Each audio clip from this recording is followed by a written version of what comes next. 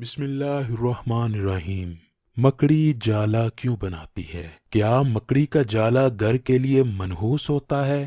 اکثر ہم نے بڑوں سے سن رکھا ہے کہ جس گھر میں مکڑی جالا لگاتی ہے وہاں سے برکت اٹھ جاتی ہے۔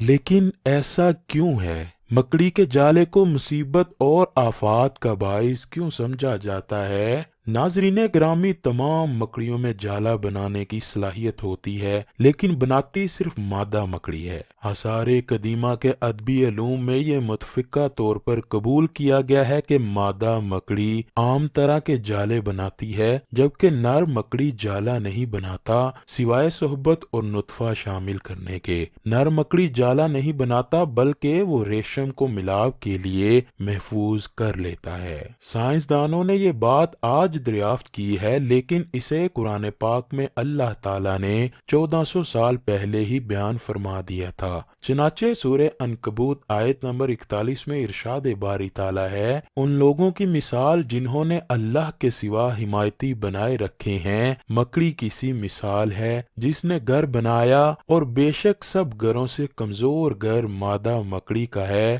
کاش وہ جانتے۔ ناظرین گرامی، زیادہ تر مکڑیاں اپنے شکار کو پکڑنے کے لیے جالا بناتی ہیں، اور مزے کی بات تو یہ ہے کہ جب وہ شکار کر لیتی ہیں تو بھوک مٹنے کے ساتھ ساتھ ان کا یہ گھر بھی تباہ و برباد ہو جاتا ہے۔ مکڑی کی بہت سی اقسام دنیا کے مختلف حصوں میں بطور انسانی غذا بھی کام آتی ہیں۔ کمبوڈیا میں تلی ہوئی مکڑیاں مرغوب غذا ہے۔ اس کے علاوہ تھائی لینڈ اور جنوبی امریکہ کے کچھ حصوں میں ایسے مقامی قبائل موجود ہیں جو مکڑی کو بطور غذا استعمال کرتے ہیں، لیکن اسلام میں اسے حرام قرار دیا گیا ہے۔ نبی کریم صلی اللہ علیہ وآلہ وسلم نے ہجرت مدینہ سے قبل 3 دن غار حرا میں قیام فرمایا تھا۔ جب کفار مکہ آپ صلی اللہ علیہ وآلہ وسلم کو تلاش کرتے غار تک پہنچے تو اللہ کے حکم سے مکڑیاں اس کے دہانے پر جالا بن چکی تھیں۔ کفار مکہ یہ سوچ کر چلے گئے کہ اس غار میں کون آیا ہوگا۔ یوں اللہ پاک نے مکڑیوں کے ذریعے نبی کریم کو دشمنوں سے محفوظ رکھا۔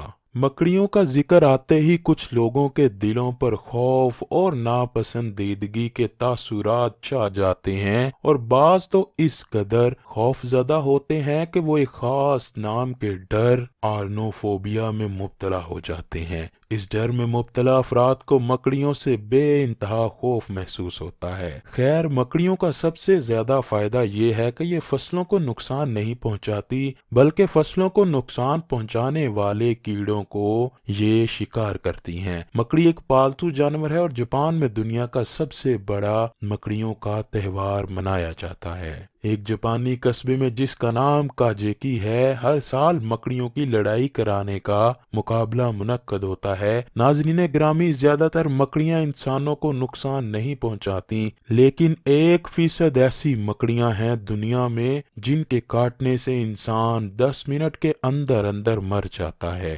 جیسا کہ سڈنی فینل ویب مکڑی۔ 2010 میں Guinness book of world record میں اس مکڑی کو دنیا کی سب سے زیادہ زہریلی مکڑی قرار دیا گیا۔ مکڑیوں کے کان نہیں ہوتے، پھر بھی وہ جسم کے کسی نہ کسی حصے سے سننے کی طاقت رکھتی ہیں۔ اگر کسی کمرے میں مکڑی کا جالا ہو تو اس گھر میں موجود شخص جو بھی بات کر رہا ہوتا ہے وہ مکڑی ضرور سنتی ہے، حتیٰ کہ مکڑی ہلکی سی بات کو بھی سنتی ہے اور اس پر عمل درآمد کرتی ہے۔ ایک دن کیدیل یونیورسٹی میں ماہرین اکٹھے ہوئے اور وہ حشرات، کیڑے مکوڑوں کے بارے میں جانچ پڑتال میں مصروف تھے کہ انہوں نے کچھ مکڑیوں کو لیا۔ ان میں سے سب سے زیادہ تیز ترین، سب سے زیادہ اچھلنے والی مکڑی کو لیا، جن کی تعداد تقریباً 800 سے زیادہ تھی۔ انہوں نے مکڑی کی سماعت، نوعیت اور سننے کی شدت کے بارے میں معلوم کرنا تھا۔ سائنسدانوں نے بہت زیادہ اچھلنے والی مکڑیوں کے سر پر ایک انتہائی چھوٹا اور تیز ترین آلہ نصب کر دیا، اور اس آلے کی تھوڑی سی آواز کرنے پر مکڑیوں کی ہلچل کا پتہ چل گیا۔